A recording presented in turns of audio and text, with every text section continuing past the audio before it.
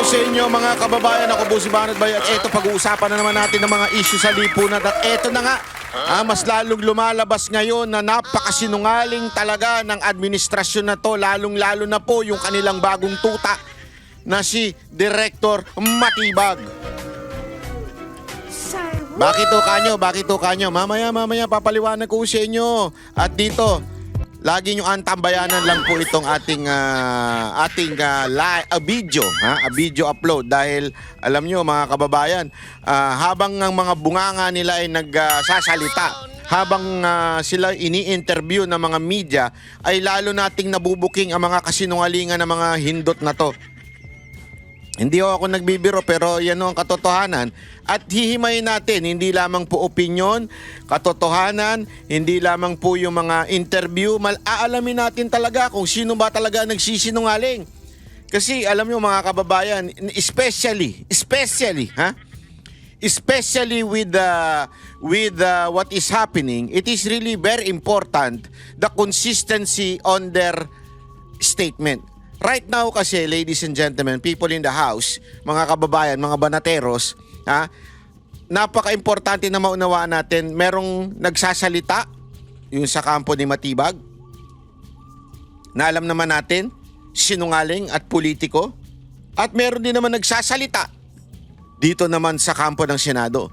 Hindi lamang po ang kanilang Senate President na talaga namang grabe ang integridad. Pagdating sa katotohanan, alam natin yan. Maaring medyo malamya sa pananaw ng ibang mga kababayan natin, pero gayunpaman, hindi natin maitatanggi na pagdating sa integridad, matindi ho ang integridad ni Senator Cayetano, even with his peers o mga kasama sa Senado. Pero hindi lang po yun.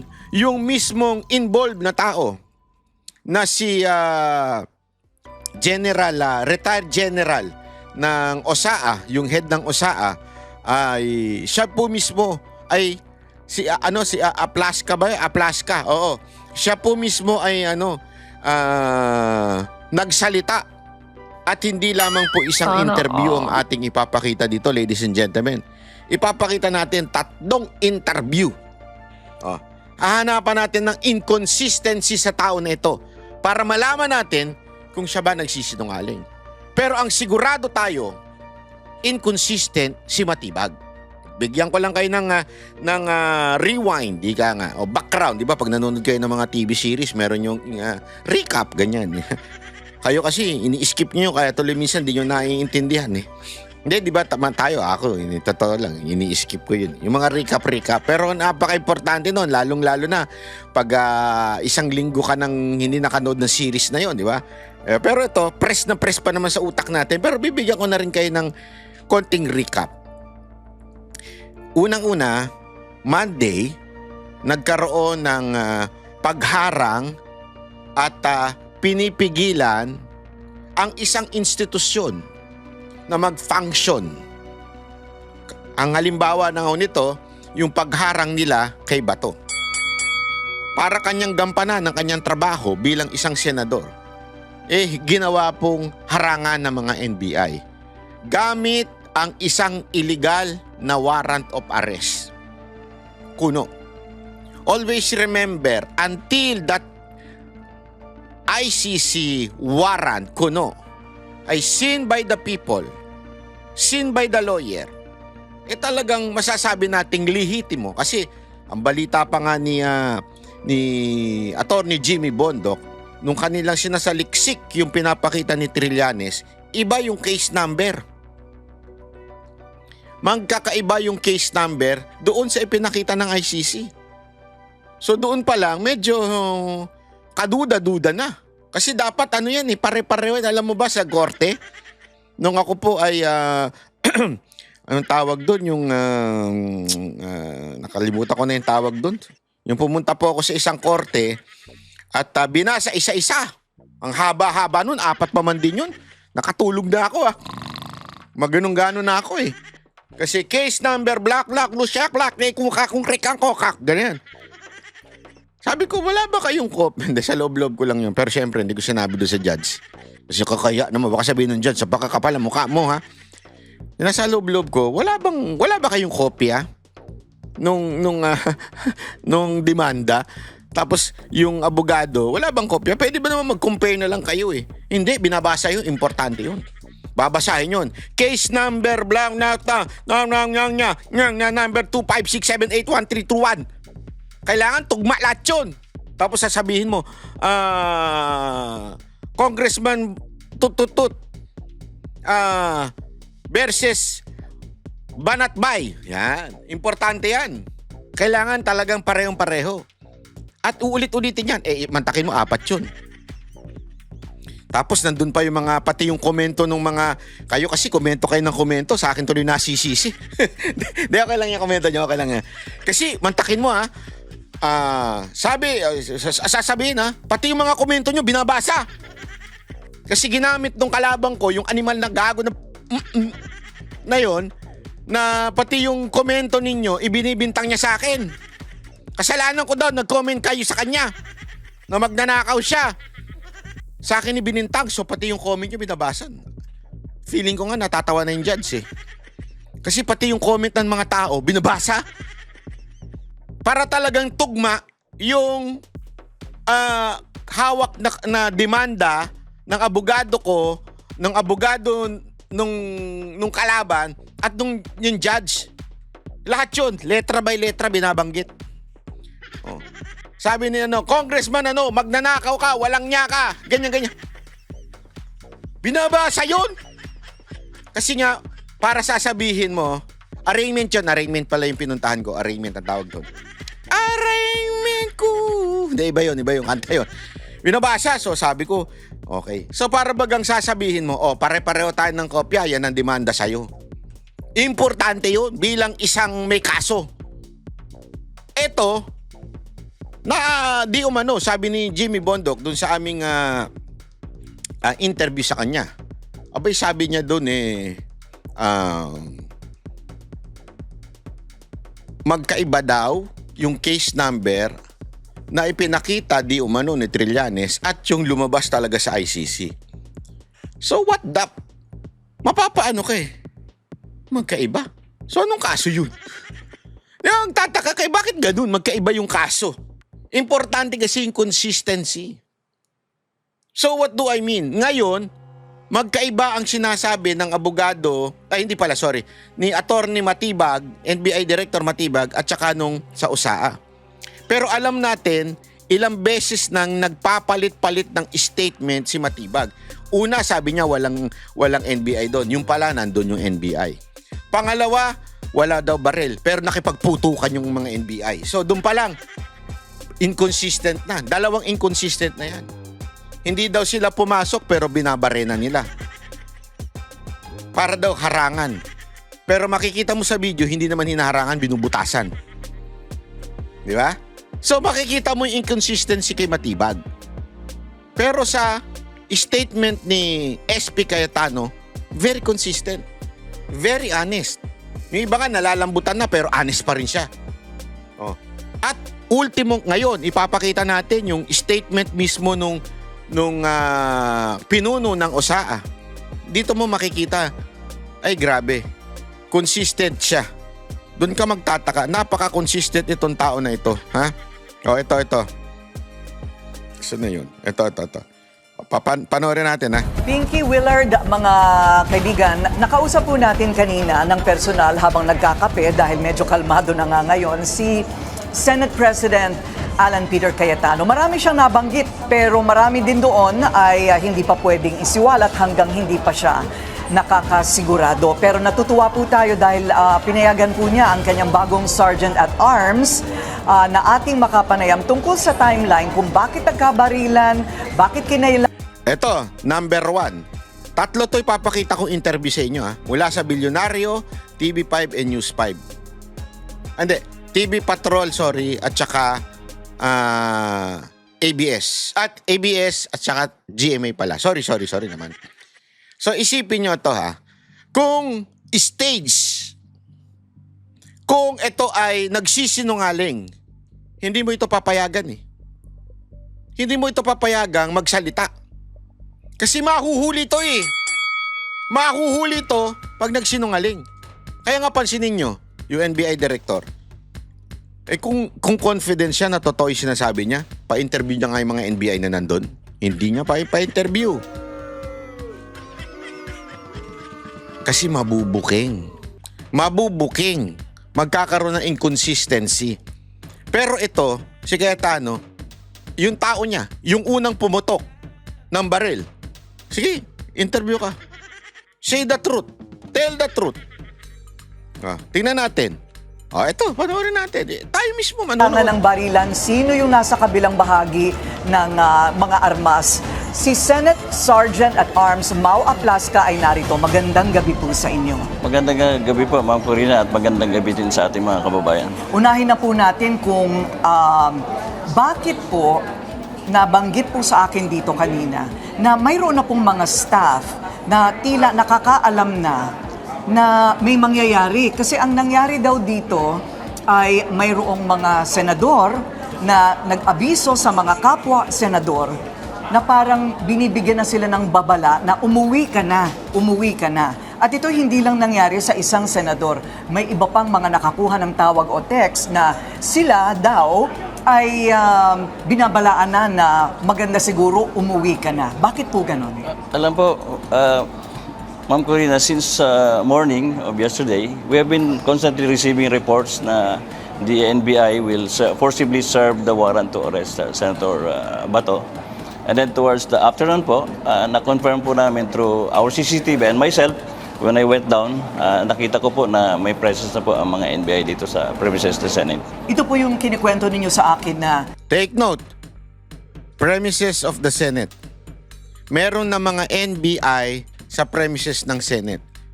Actually, isa sa mga kwento na nga dyan, which is ngayon, kino-confirm na rin niya, may mga nagpanggap na media. Media-midyahan. Alam mo yung mga nasa pelikula, siguro yung mga baril, nasa camera. Yung media-midyahan nila, kunwari media pero hindi pala media. Ayan, linawin natin. it is very irregular that the NBI would conduct checkpoints around the Senate. Tama po, Ma'am. It's very irregular. Saka normally no po, if the NBI would come here, they will have to coordinate with us. Pero on that day po, since in the morning, wala po kaming na-receive na coordination from the National Bureau of Investigation. Ayun, kaya tinatanong ko rin kasi, Usually, meron daw coordination. Pero this time, nakakapagtaka. Bakit walang coordination ng NBI? Alam mo yon? Kung yung Monday nga, nag-coordinate sila doon sa, sa OSAA din eh. Nag-coordinate sila. Sabi nung OSAA, nag-coordinate din daw kay Soto. Kasi si Soto pa Senate President nun eh. If you did that last Monday, but now you didn't. Isip kayo. Anong pinapahiwatig nyo? Kung hindi kayo nag-coordinate ngayon, may plano kayo masama. Parang lang yun sabi, di ba? Pag may alak, may balak. Pag di pa alam, may balak. Ganun lang din yan. Pareho lang yan. Di ba? si Ginoong Aplaska, kung bakit kinailangan na sila'y armado. Kasi nga daw, mayroong banta na parang inaabangan. Yung nalaman ko po, nung ako'y bumaba doon sa common gate namin sa GSIS, nakausap ko po yung general manager ng GSIS. Kinonfirm naman niya sa akin na nag-request po sila ng augmentation from the National Bureau of Investigation para tulungan po silang i-secure yung premises ng GSIS. Premises ng GSIS, pero eto na, yung punto ng nagkabarilan kasi nagka-enkwentro na pala. Ano po yung paglalahad ng timeline noon? Diyan pa lang po doon sa dahilan ni Matibag na humingi daw ang GSIS ng tulong sa NBI para i-secure yung GSIS. Hindi naman trabaho ng NBI yan eh. Kailan pa naging trabaho ng NBI magbantay ng building ng gobyerno para i-secure? Diyan pa lang, alam mo nang merong kasinungalingan to si Matibag alam mo ng katarantaduhan yung sinasabi niya. Na tinawagan kami, humihingi ng security sa amin para dito sa... Tapos sobrang daming NBI. Kalokohan eh. Diyan pa lang, sino maniniwalang gago dyan? Walang maniniwalang gago sa ganyan. Sa ganyang klaseng palusot. Di napansin po daw kayo na parang nagpipilit pumasok? Doon po sa aming CCTV, nakita po namin na mayroon ng mga armado talaga na ano. And so, Sa kanilang CCTV may armado. Tanong. Gamit kayo ng utak ulit. Gamit kayo ng utak. Yung CCTV ko ba? Ako meron akong CCTV. Hindi ho para sa masamang gawain, ha? Yung iba dyan, ginagamit yan para sa masamang gawain, eh. May CCTV ka, halimbawa. Pwede ko bang i-install yung CCTV ko sa labas ng aking kondo? Hindi, halimbawa, kasi, di ba, pag nakatira ka sa kondo, i-install mo yung CCTV mo sa hallway. Hindi pwede, di ba? Dapat yung CCTV naka-install sa loob ng kondo mo, sa loob ng unit mo. Alam naman, maglagay ka ng CCTV sa hallway. E di nakita mo yung mga nangyayari sa labas, sa mga sampalan sa labas sa mga mag-aasawa. Oh, yung mga asong ihi ng ihi, di naman pinupunasan ng mga tarantado nilang amo. Kaya ang panghi-panghi na. Di ba? Ano pa? Hindi ako pwede maglagay ng CCTV sa kabilang unit. Sa iba't ibang unit. Paalam kaya ako sa ibang unit, sabihin ko, pwede ba ako maglagay ng CCTV sa inyo? Baka sabihin nun, ano ka? You're such a, maniacal, sasabihin sa'yo, di ba? Hindi, di ba? So, anong punto ko? Yung nakita nila sa CCTV ay dahil yung CCTV ay nasa vicinity ng Senate. Very consistent with what he is saying. Na nakapasok ng NBI. Nakita nila sa CCTV nila na nasa loob ng Senate. Naintindihan nyo? Dito, kitang-kita mo yung consistency ng mama. we reported the information to the Senate President at nagpaalam po ako sa kanya na I will have to go and check kung totoo talaga. With armed Marines? Yes po, nag-assemble po kami ng aming quick reaction team to include the Marines and the PNP. At pumunta po kami doon sa second floor emergency exit. At malinaw naman, nalinawan naman tayo ni Ginoong Aplasca na ang Office of the Sergeant at Arms of the Senate, they do really have Marines in their office. Tama po, ma'am. The Marine contingent po is part of our regular security force dito po sa Senate. Has it always been that way? Dati pa po bang ganun? Nung dumating po ako dito, the first time I was designated sa SAA, inabutan ko na po na mayroon pong Marines dito sa loob. I see. Okay. That is part of their contingency. Meron talagang Marines dyan. So bakit po, kayo po ba mismo ang nagpaputok ng unang beses? Tama po, accurate naman po ng yung report ng NBI na kasi po nung dumating po kami, nakita namin na meron pong mga armadong tao at nakita namin na ano po sila, yung may mga ano po na NBI. Pero challenge po namin sila kung sino sila, sumagot naman po sila na NBI. And then, as part of our procedure, binigyan ko po naman sila ng verbal warning ba ilapag po yung kanilang mga baril. And then? And then, pero nakita po namin na instead of heeding our verbal warning, tinaas po nila kanilang mga baril. So, that prompted us to fire the warning shot. Eto, step by step. Linawin natin, step by step. Ano ginawa? 1, nakita sa CCTV, so ibig sabihin nun, it is inside the vicinity of the Senate. So, second protocol, o sabihin na natin second step, nagsabi siya sa head ng Senate, the Senate President. What will I do? Ano ginawa niya? Siyempre, inutusan at humingi ng tulong doon sa Marines na talaga namang nakatalaga dyan. Kitang-kita naman natin yun na nagdatingan yung mga Marines. So, 1, ginawa yung una, CCTV. Pangalawa, nagpaalam doon sa Senate President. 3, kumuha ng backup, importante yon. Kasi para mairap kasi kung osaa lang yan eh. O, di ba? Baka sabihin nila, ay kasi hawak kayo ng ng Senate. Ito, Marines to. Ito hindi magsisinungaling ito. Ito ang under ito ng AFP. Pangatlo, nandun pa yung mga pulis. So talagang nasa protocol yung kanilang ginawa. Pang-apat, nag-verbal warning sila. Ibig sabihin, shh, baba nyo yung baril nyo. Kasi tama nga naman.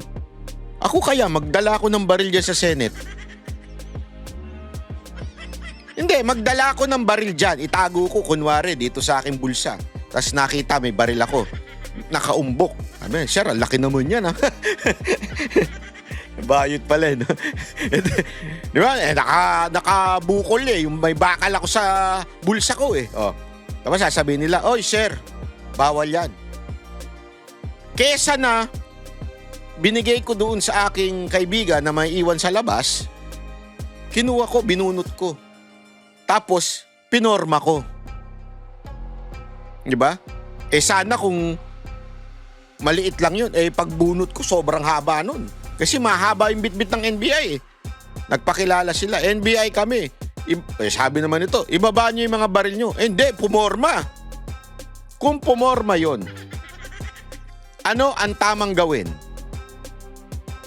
Barilin mo? Hindi, mag-warning shot ka. Which is tama yun. Warning shot.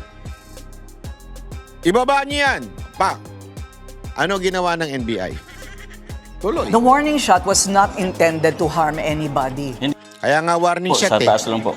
Hindi kaya merong tatagos yun at merong matatamaan sa taas? Hindi naman? Wala naman wala pong bubong na. dun sa labas. Nasa ledge po ito. Baka yung demonyo meron doon, mga paniki. I see. Okay, just trying to make sure that there was no harm intended. Nung hindi po nila binaba ang kanilang mga armas, nag-firing shot, nag-warning shot po kayo, ano po ang susunod na nangyari? After po ng warning shot, na-surprise po kami dahil nag-fireback po sila sa amin. So instead na ibaba yung mga baril, di ba, sasabihin na, halimbawa lang, may dala-dala akong, ito yung aking baril. Nakakita sa bulsa. Sir, may baril kayo. Ibaba nyo yan. Binunot ko. Pinorma ko. Hawak ko ganyan. Pinorma ko yung baril ko. Tapos nag-warning shot sa malayo. Kasi malayo sila. Hindi naman niya magkadikit. Kung magkadikit yan, nagkapatayan yan. Nag-warning shot. Sir, ibaba nyo yan. Ang ginawa ko, warning shot yung ginawa nila. Nagputok sa taas Ang ginawa ko, pinutokan ko sila. Ano sa tingin ninyo ang gagawin ng USAA? Sorry naman, joke lang yon. Joke lang yon, joke. Hindi ka mabiro. Di ba? Siyempre gaganti, lalaban na. Sandali, we're going to defend our building kasi hindi naman nila alam kung peking NBI yan. Kasi pwede naman magsuot-suotan. Ang dami dyan nagsusuot-suotan ng NBI. Di ba? Ang dami dyan. Ang yayabang. Minsan nagsusuot-suotan pa nga ng police. So, the mere fact na winarningan mo na verbally, hindi sumunod. Nag-warning shot ka na, hindi pa rin sumunod. Pinutukan ka pa. Anong gagawin mo? Alam naman sila pa mag-sorry, sila pa umatras. Siyempre puputok ka na rin. Tama, mali? Kasi kung ako yon, halimbawa, ako yon, nakalimutan ko lang talaga na nasa bulsa ko pala yung baril ko. Ang una ko lang agad sasabi, ay sir, sorry, pasensya na ha. Nakalimutan ko lang, ibibigay ko na po. Ganun. Yeah? Hindi yung hahawakan ko pa, ipoporma ko pa. Gaganyan pa ako, sandali, di pwede. NBI, hindi. Ito hindi pwedeng ganun. Doon pa lang kita mo ng tama yung takbuhin, sir. Withdraw po kami ng konti, then tuloy-tuloy na po ang exchange of gunfire. Medyo nakakapagtaka po yun, dahil kung sila po'y talagang accredited NBI, you're all on the same side Yes po. of this government. Bakit hindi na lang po nila sinabing, NBI kami, wala kaming gagawing masama or something like that? Tama po, yun naman po ang normal And Tama yun. At saka, pag sinabing ibaba yung baril, okay sir, ibababa po namin ha. Usap tayo, sir, kasi meron po kaming pakay dito. Meron po kaming purpose dito. Bababa mo yung baril mo. Una-una, hindi nga kung sino-sino lumapit sa kanila eh. Ito ang lumapit sa kanila. Ito, kilala ng direktor, kilala ng mga taga-NBI, yung mismong leader nila. Kaya good job ka dyan, sir, ha? Palakpakan ka namin. Sir Aplas ka, kukunin ko yung number mo, ha? Doon sa isa sa mga, alam mo na, mga tao natin dyan, para ako ay mag-congratulate at magpalakpak sa'yo ng personal. At baka pwede ka na rin ma-interview. Hindi, totoo. Para i-congratulate ka kasi good job ka dito. Hindi mo inutos kung kani-kanino. Ikaw mismo yung lumapit. Para siguraduhin, kasi ang tawag dyan, face value. Alam mo yung pag face value, alam na nila, okay. Hindi ito kung sino lang na may daladalang baril. Face value, ito yung otoridad sa Senate. So ikaw naman, kung ikaw yung NBI, susunod ka eh. Susunod ka muna. Ay, okay sir. Di ba, bibigyan ko kayo ng halimbawa. Sa airport. Sa airport, marami tayong kakilala dyan. May karoon tayong kakilalang customs, immigration, police. Pero they have their own jurisdiction, ika nga. Ibig sabihin, ito, dito yung sa police, sa security, yung meron pa nga silang aviation para sa airport police. Ito yung jurisdiction namin. Pagdating dito, immigration na yan. Respetuhan yan. Dati, ngayon kasi alam ko, pwede na daw sila magdala ng baril sa loob eh. Dati, bawal.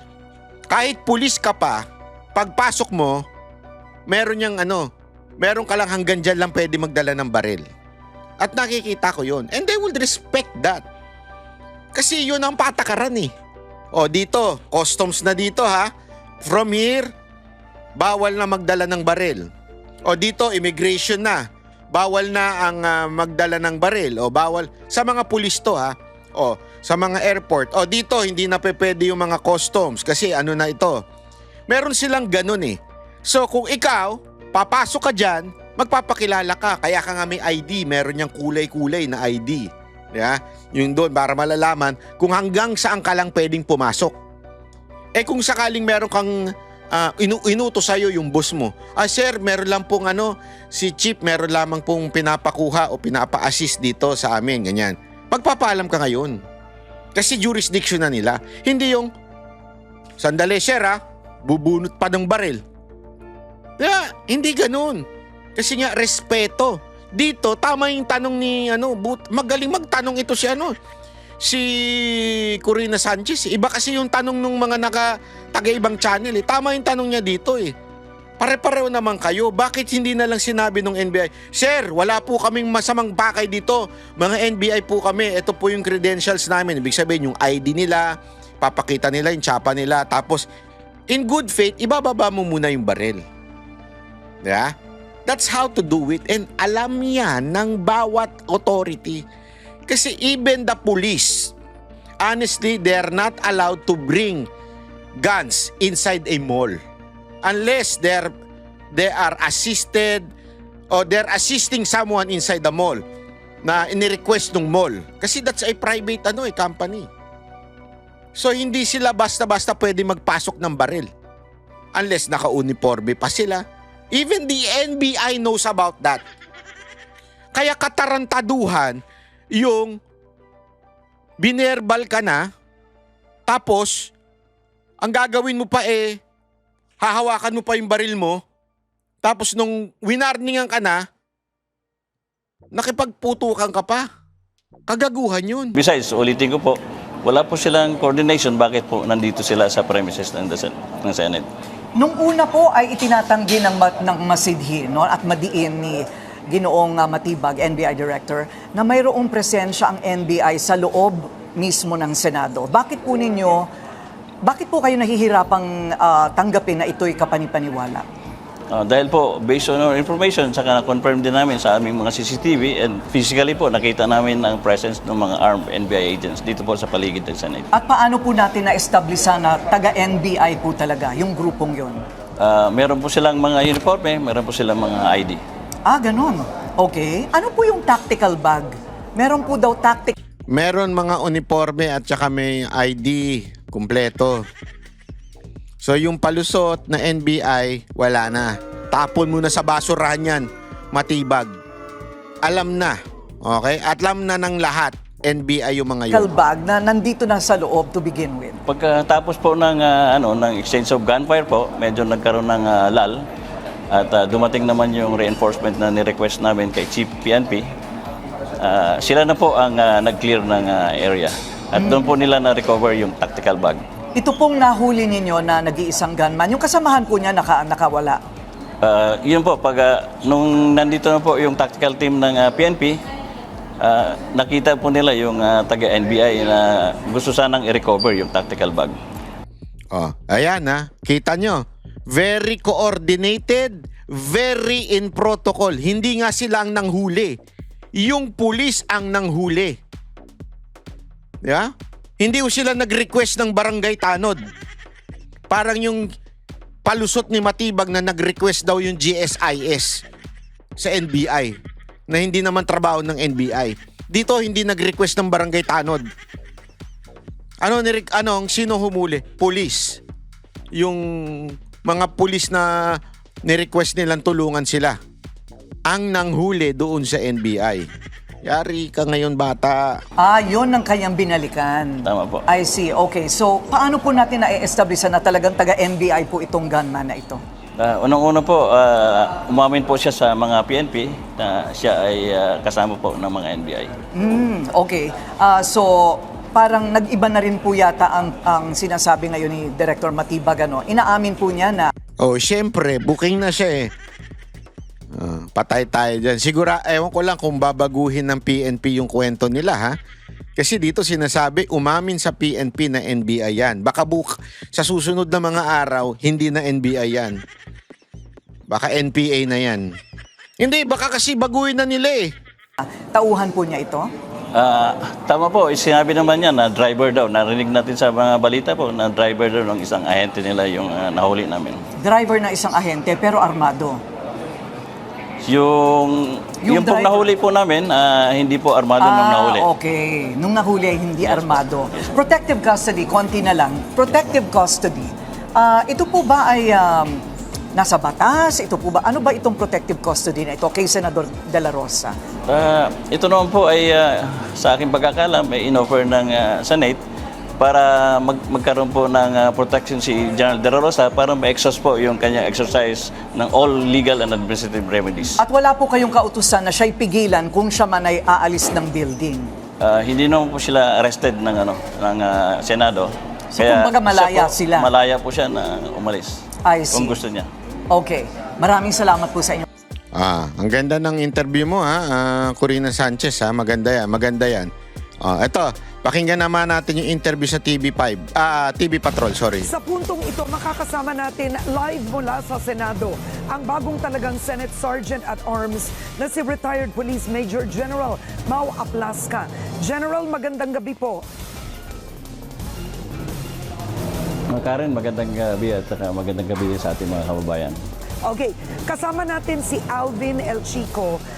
Ang tanong ko, eto simple, no? Una, bakit po pinayagang makaalis ng Senado si Senator Bato de la Rosa? Dito pa lang, alam mo na kagad politika ang intensyon eh.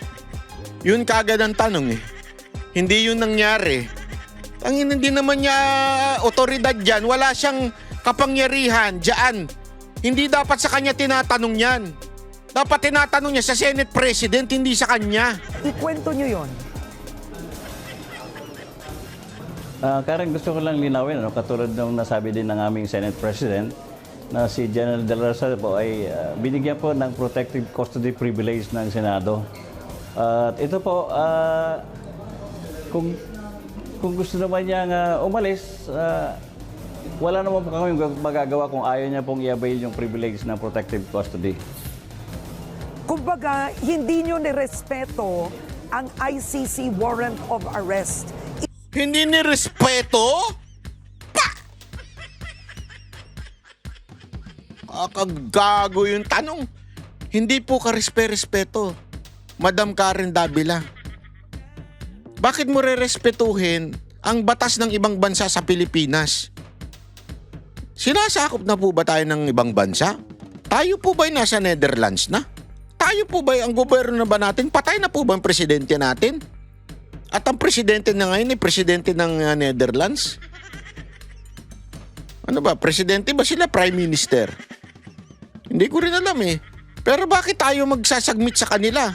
Bakit natin kailangan respetuhin yan? Itapon nyo yan. Dapat sa basurahan.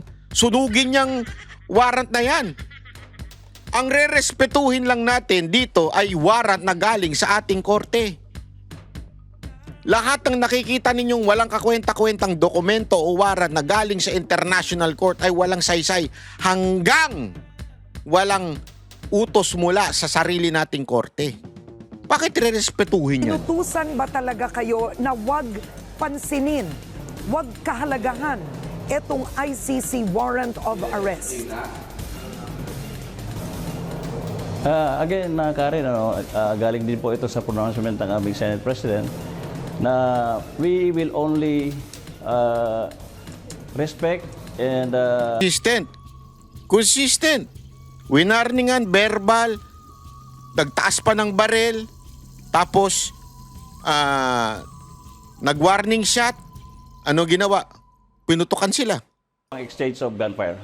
So, nung sinabihan niyo po ang media, umalis na kayo, tumabi kayo dahil may aarestuhin, sinabi niyo po yun sa media para protektahan na ang mga tao, maiwasan. Kasi ang nangyari sa video, matapos yung sabihin yun, naglalakad po si Senator Bato. Pumasok po ng elevator na kalmadong-kalmado. May escort pa. Bakit niyo po sinabi yun? Ano yung dahilan?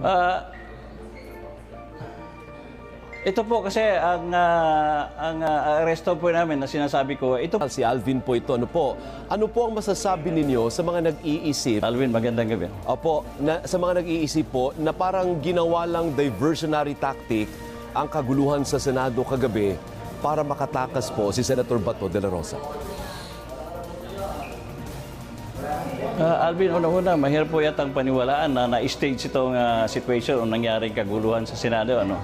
Dahil hindi ko pa naman po pwedeng i-stage yung pagpunta ng mga NBI agents dito sa Senado. Good answer, yun. Galing. Bakit? Kasi yan ang pinagpipilitan nila. Stage daw ito.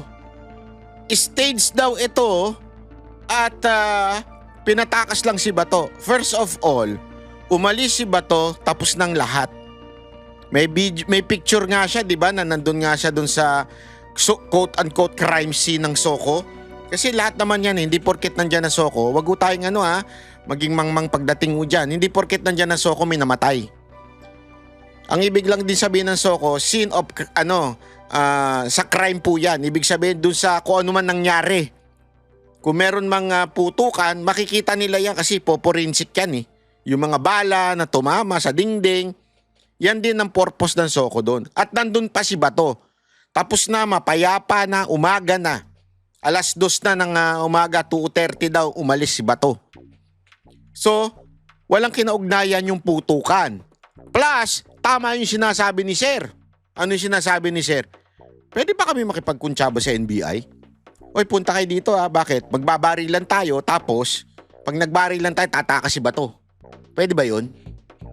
Alam yung NBI ang init na init kay Bato gustong hulihin nung Lunes, nakipag-wrestling pa. So malabo yung katarantaduhan yung sinasabi ninyo na stage yan. Paano na stage? So kasangkot yung mga pulis. Kasangkot yung mga sundalo. Kasangkot yung NBI.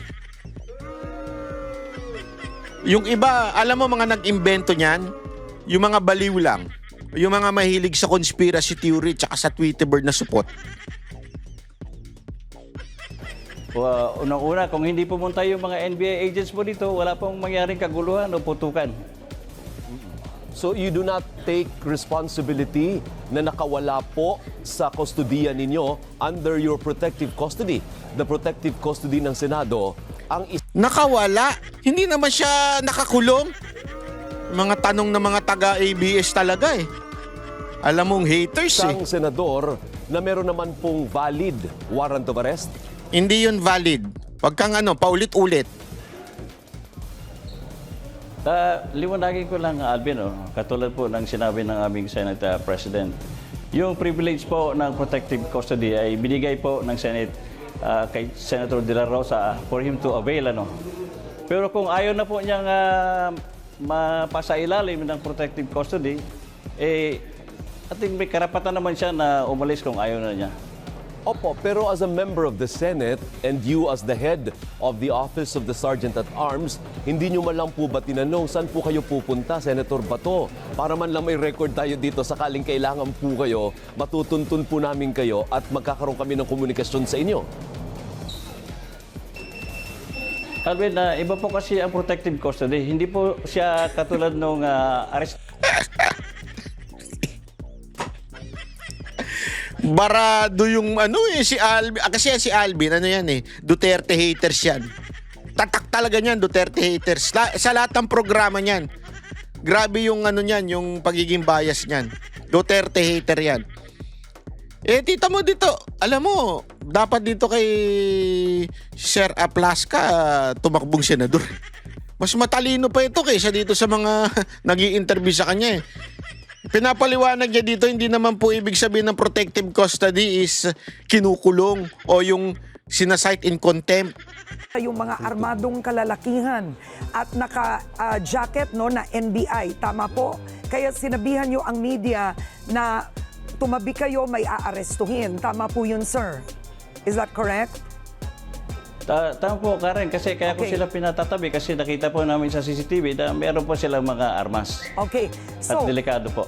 ang nangyari ngayon, ayon sa mga initial reports, nagpunta ang OSAAT, tinanong ninyo, sino kayo? Sino kayo? Sumagot daw NBI. Nag-fire ang OSAA ng 3 warning shots. Nag-fire din, tama po ba ang NBI? Right after? Karen, ulitin ko lang yung Kita ninyo? Dito ang gulo ni Karen dito. Hindi ko maintindihan bakit minsan po mahina ang ang understanding nitong mga media. Hindi ko alam kasi kung dahil ba na kayo ay yung utak ninyo talagang pang Duterte hater na. Kasi paulit-ulit niya na nga sinasabi kanina. Hindi yan ang ganyan na nangyari. Ito sinasabi parang lumaban yung NBI. Nauna ba yung NBI? Parang ganun Tingnan nyo yung tanong Tricky. Buti na lang kinurek mo sir. Ang OSAAT, tinanong ninyo, sino kayo? Sino kayo? Sumagot daw NBI. Nag-fire ang OSAA ng 3 warning shots. Walang sinabing 3 warning shots. Nag-fire din, tama po ba ang NBI? Right after? Bakit 27?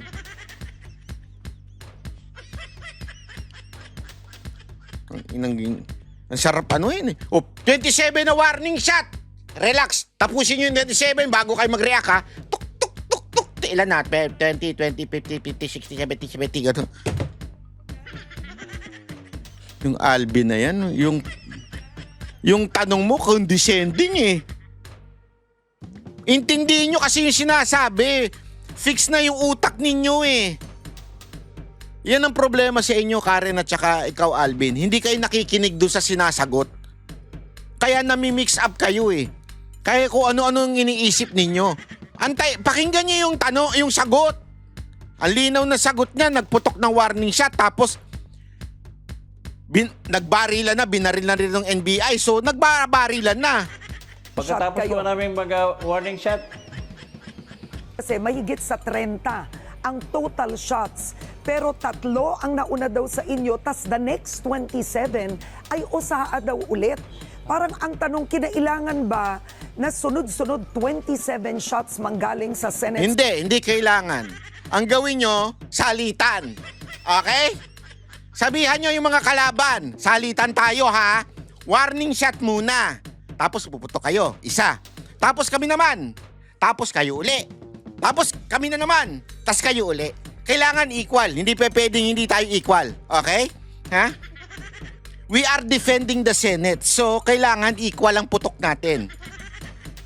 Okay? Alam mo, kahit bobo, maiintindihan kung bakit 27 ang putok kung may Armalite dyan, kung may automatic dyan, naturalmente maraming bala yan. Hindi, bilangin natin kasi 5 lang yung putok galing dyan. At saka again, ang ganda nga ng paliwanag ni Jimmy dito eh. Galing daw sa labas 5, 27 sa loob. Ang tanong, yung lahat ng 27 ba na yung galing sa USAA? Remember, nakapasok na ang NBI. So kung nakapasok na NBI, may possibility ba na yung mga 27 na yon, yung iba doon ay galing sa NBI? Pero gayon pa man, let's give a benefit of the doubt on your stupidity. Not on your stupidity. On your stupid question. Not you, Karen Davila, you are bright. But the stupid question. Let's give the benefit of the doubt to that stupid question. Bakit madami ang pinaputok ng USAA? Sergeant at Arms. Sabi ni Alvin, normal. Condescending ka? Condescending ka? Natural, normal yun. Gusto mo nga ma-neutralize yung situation eh. Hindi neutralize, hindi patay na. Siyempre, you're defending your own. Parang lumusob sa bahay, i-defend mo. Bibilangin ko pa ba yung putok ng bala ko? Siyempre, puputok ako ng hanggang kaya kong pumutok. Puputok ako. Para siguraduhin, hindi mo kami malusob. Inaatake kami. Halimbawa, atakihin ka, nasa bukid ka. Inatake ka ng mga NPA. Alam naman, bibilangin ko pa kung ilan yung putok ng bala ko kaysa sa putok nila. Siyempre, kung may Armalite ka, may shotgun ka, ipuputok mo lahat yan para ma-defend mo yung bahay mo. Diyan pa kaya? Ang daming armado, gusto mo 3 lang, 5 lang, 7 lang, kailangan equal. Di ba ka? Karen Davila, are you not listening? Why are you not listening? Sabi niya, sana daw kasi nadalagay sa peligro. Bakit? Hindi daw nag-negotiate. Di ba kasasabi lang nga niya? Verbal warning. Negosasyon yun. Even the warning shot, it's a form of negotiating with them na, oy, hindi kami nagbibiro dito, we will protect our own. Ibaba niyo yan. Kesa na umalis sila. Anong ginawa? Nakipagbarilan pa NBI. NBI, bakit kayo nasa loob ng building namin? Ako wish ko lang sa'yo, Karen Davila. Ito wish ko lang ha. Magtanong ka sa abogado. Kasi baka mamaya may lumusob sa bahay ninyo. May magtangka dyan na magnanakaw. Alamin mo kung pwede mo bang barilin ang trespassing. Hindi, kung nga rin, lalo na kung may baril, tapos sinigawan mo na, binuksan mo na ilaw, tapos pinormahan ka.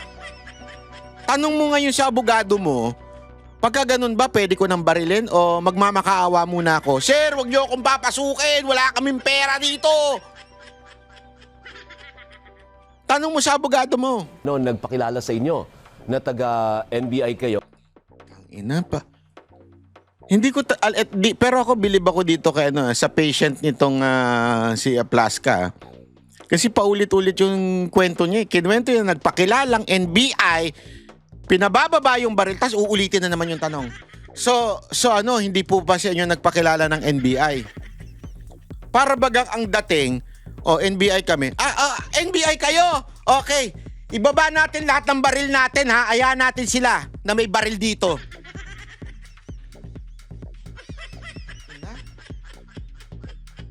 Sagad naman sa Kasi ang stance ng NBI, hindi sila nakapasok sa Senado at nananatili po sila sa GSIS building. Dudahan pa to ni Alvin, tingnan ninyo. Kasi sabi dito, di ba may nagdi-drill? So may gustong pumasok. Kanina sinabi niya, meron ng mga nasa loob. Pero malinaw kasi dito, ibang lugar yan. Iba yung sa isang floor, marami kasing pasukan. Hindi lang isa ang pinapasok ng NBI. Meron ng mga nakapasok, meron pang ibang papasok dito. Pero dito, sinusubukan siyang itrap ni Alvin, pero magaling itong maman to eh. Magaling ito si Aplaska. Magaling na tao to. Premises. Kasi sinabi ni NBI Director Matibag sa amin ni Alvin kagabi, ang ano daw, ang utos stand down. Sinabi pa sa amin, wala daw baril dala ang NBI. Recorded po yan. Stand down, hindi sila pumasok, walang baril daw ang NBI. Ang sinasabi niyo, sir, number one, may baril ang NBI. Kasi po, paulit-ulit, iba po kasi yung sinasabing dinidrill. Ibang lugar yun. Marami po kasi. Ang kwento kasi dyan, doon sa isa niyang interview, pero sa susunod na natin ipi-play yan, maraming entrance na konektado doon sa GSIS. So, meron dito na nakapasok na, remember, meron niyang binalikan eh. Naalala niyo may binalikan na bag, kwento niya doon sa bilyonaryo, yung driver. Nasa loob na kasi ng Senate. Kasi kung nasa labas yun, madaling nila makukuha yon. Pero ba't siya nahuli? Kasi nasa loob na ng Senate. So sa malinaw, sobrang consistent itong mamanto pagdating sa protocol kung papaano pinatupad yung batas. Humingi pa ng tulong sa pulis at sa Marines. Kaya yung mga nagpipilit ng ibang kwento dyan, tapos ang ibabang ganon din yung kwento ay yung inconsistency ni Matibag, tablado kayo mga brad. Tablado kayo. Sorry na lang kayo ha. Anyway, maraming salamat po. Magkita-kita po ulit tayo sa susunod na video natin para po sa mga susunod na upload. Antabayan lang kayo. Mainit ang ating bansa ngayon pagdating sa issue na to. Dapat talaga may managot dito. Baka nga sa time na pag-upload ko nito, baka sibak na po si Matibag Pero kung hindi pa, sana sibakin nyo na yan. Okay po, maraming salamat po. Ako po si Banat Bay. Kita-kita po ulit.